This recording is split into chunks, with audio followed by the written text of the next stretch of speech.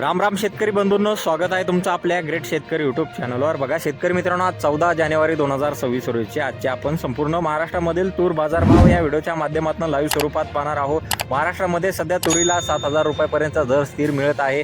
अशातच काही बाजार समितीने 7,000 ते 7,700 रुपयापर्यंतचा तर 8,000 रुपयापर्यंतचा दरही दिलेला आहे। हा आपण या व्हिडिओच्या माध्यमातून सविस्तररित्या जाणून घेणार आहोत। तत्पूर्वी आपण चॅनलवर नवीन असाल चॅनलला सबस्क्राइब करा आणि हा व्हिडिओ आपल्या मित्रमंडळीमध्ये शेअर करायला विसरू नका। चला तर व्हिडिओला सुरुवात करूया। कृषी उत्पन्न बाजार समिती कारंजा येथे अवकालेले 1750 क्विंटल जास्ती दर 7,450 रुपये क्विंटल जात आहे।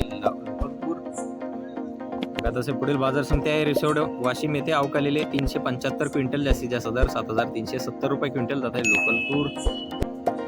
बघा पुढील बाजार समिती देवणी बाजार समिती आहे अवकालेले 65 क्विंटल जास्ती दर 7,469 रुपये क्विंटल जात आहे लोकल तूर। बघा जालना बाजार समिती आहे जात आहे काळी तूर जास्तीत जास्त दर मिळालेला आहे 8,400 रुपये क्विंटल। पुढील बाजार समिती आहे लातूर बाजार समिती अवकालेले 4,098 क्विंटल जास्तीत जास्त दर आहे 7,560 रुपये क्विंटल। सर्व संदर 7,300 रुपये क्विंटल जात आहे लाल तूर। बघा पुढील बाजार समिती जालना बाजार समिती जात आहे लाल तूर जास्तीत दर 7,475 रुपये क्विंटल।